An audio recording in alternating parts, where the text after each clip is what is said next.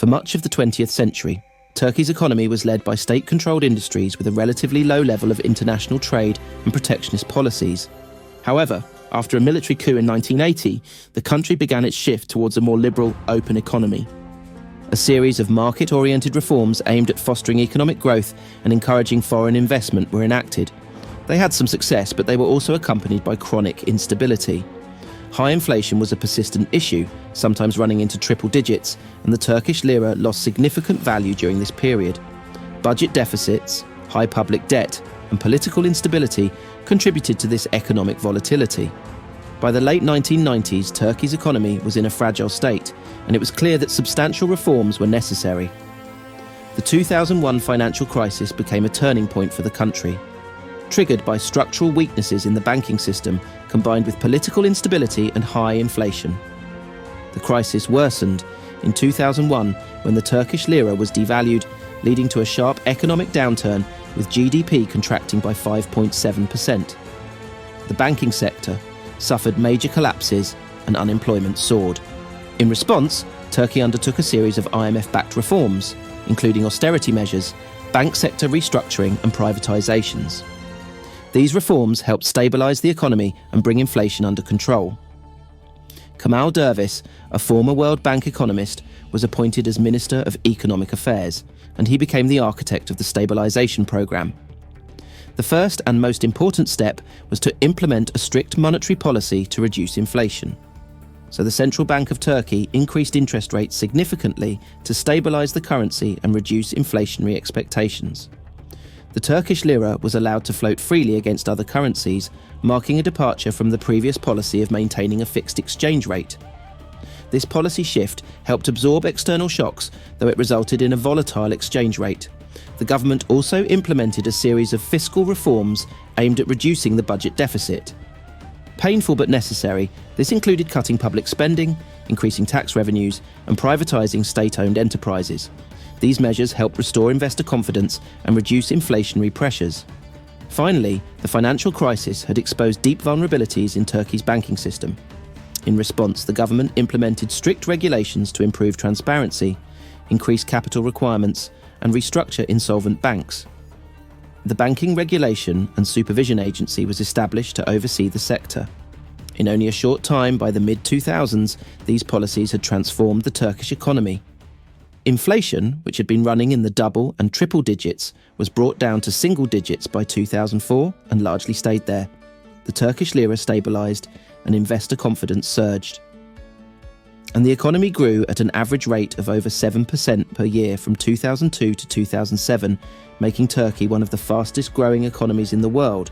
It meant that the country experienced a prolonged and needed spell of rising incomes and significant improvements in living standards.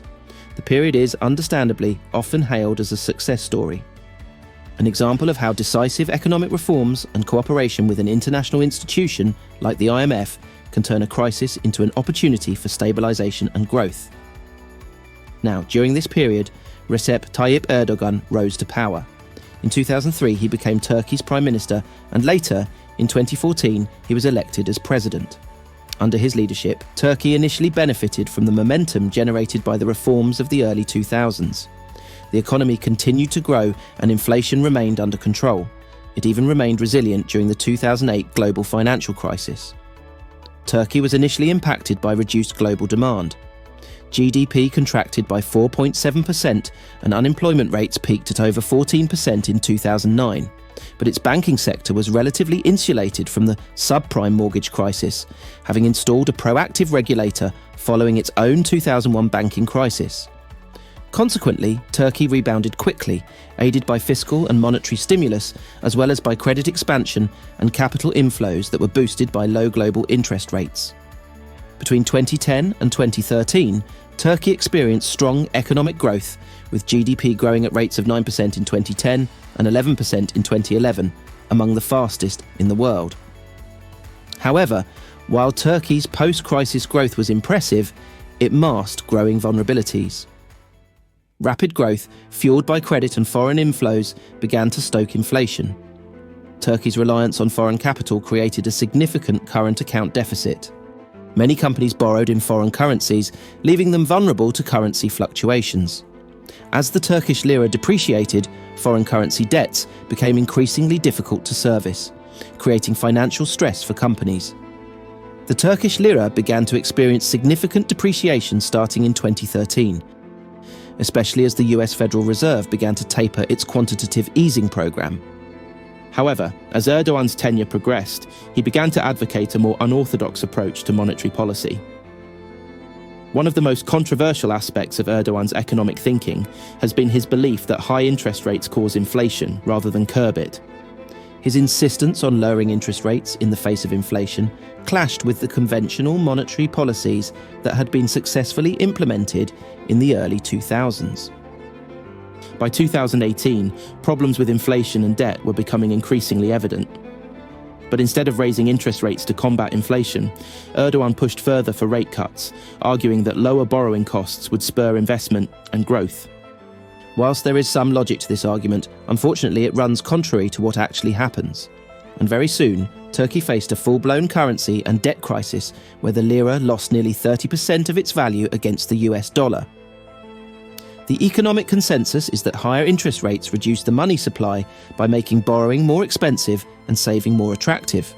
The consequent reduction in credit creation by commercial banks means there are less deposits, which make up an integral part of the money supply.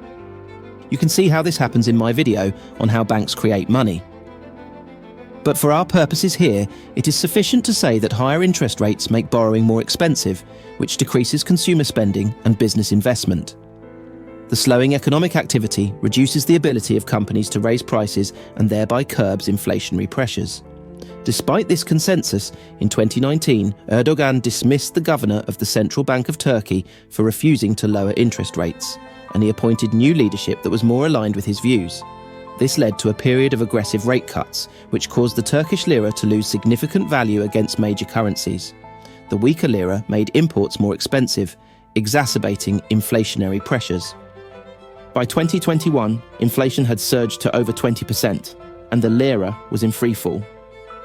The central bank followed Erdogan's directives, but the unorthodox policies failed to stabilize the currency or control inflation. Instead, they contributed to capital flight and a loss of investor confidence.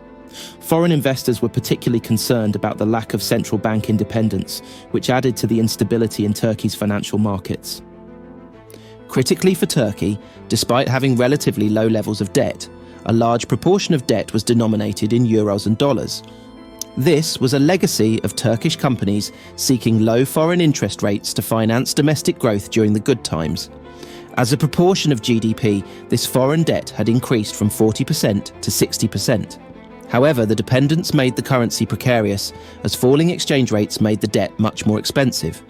This increased the likelihood of default, reduced Turkish economic growth, and increased capital outflows as companies sought to repay the expensive debt.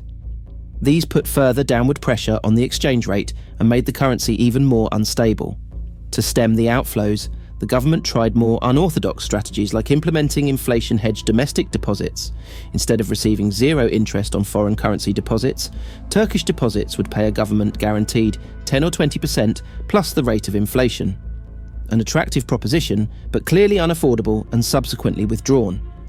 Despite the scheme's evident infeasibility, the announcement of the deposit scheme in December 2021 saw the lira surge temporarily. In just a few days, the currency appreciated by more than 50%, increasing from 18.4 lira to around 12.3 lira per dollar. However, this sharp recovery was largely due to the intervention of the central bank, which sold large amounts of foreign reserves, reportedly under the instruction by the government, to prop up the currency. The impact was short-lived. Within a few months, the lira resumed its downward trend, and by mid-2022 had fallen back to 18 liras per dollar. From there, the currency continued to depreciate throughout 2022 as inflation soared and confidence in Turkey's monetary policies remained low. Worse still, these interventions also proved extremely expensive, with total reserve spending estimated to total $128 billion over the period. Throughout 2022 and into 2023, inflation in Turkey remained stubbornly high, reaching over 70% at its peak. The country faced a cost of living crisis, with rising prices for basic goods and services putting immense pressure on ordinary Turks. However, with the 2023 presidential election on the horizon, Erdogan couldn't afford to back down. Sticking to his low interest rate policy became more than an economic strategy. It was a matter of political survival. Admitting that the policy was flawed so close to a critical election would have been political suicide, and raising interest rates would have hit domestic voters, increasing borrowing costs for consumers and businesses, slowing down economic growth and raising unemployment. To avoid these politically damaging consequences, Erdogan maintained his low-interest stance, relying on the central bank's interventions and measures to prop up the lira until after the election. And in the end it worked. Despite the economic turmoil, Erdogan won the election in a closely fought campaign that went on to a second round. Erdogan scraped in with 52% of the vote, compared to his rival Kılıçdaroğlu on 48%. The close result highlighted the growing discontent among parts of the electorate, especially in urban centres and among younger voters. However, after his victory, Erdogan had little choice but to reverse course. And to his credit, he appears to have done this. Following the election, Erdogan appointed a new, more orthodox economic team, signalling a shift in Turkey's monetary policies. One of the first moves was to raise interest rates aggressively in an attempt to tackle inflation and stabilise the Turkish lira. And following a moderate time lag, the strategy appears to be beginning to pay off. Inflation has dropped from 52% in August 2024 to 39% in February, and although the lira has fallen by 16% over the past year, its performance has shown signs of stabilising. Will this stability continue? Possibly. Erdogan's recent conversion to economic orthodoxy seems fairly solid. Despite the hardship caused by the reforms, Erdogan stuck with the strategy, even though it contributed significantly to the AKP's loss in the 2024 local elections, where the party finished second for the first time in years. With the next presidential election not due until 2028, Erdogan has plenty of time for his economic reforms to yield more visible results. Consequently, the outlook is a little brighter, but by no means certain. Turkey, strategically located between Europe and Asia, has demonstrated many times its potential for rapid growth during periods of stability. It boasts a highly educated workforce and is well positioned to act as a commercial middleman between global markets. While the country seems to have narrowly avoided a crisis, it remains in a precarious position. Inflation, though reduced, remains high at 39%, and while the lira has stabilised, it has still lost 16% of its value over the past year. Turkey's chronic trade deficit and high level of foreign debt leave it particularly vulnerable to a foreign exchange crisis, and critically, growth remains weak, meaning if the country enters a prolonged period of economic stagnation following the years of high inflation it has already endured, then political pressure to revert to loose monetary policies, such as printing more money, could once again tempt President Erdogan. Or alternatively, if there is any type of shock to economic growth, inflation, or the trade deficit, then the Turkish lira would very quickly become an attractive target for currency speculators and short sellers. The challenge will be whether Erdogan's government can stay the course and guide Turkey through these economic challenges while fostering sustainable growth. That will not be easy. A link for the next video should be on your screen now. I hope you enjoyed this video. If you did, then please like, subscribe and comment. Thanks for watching.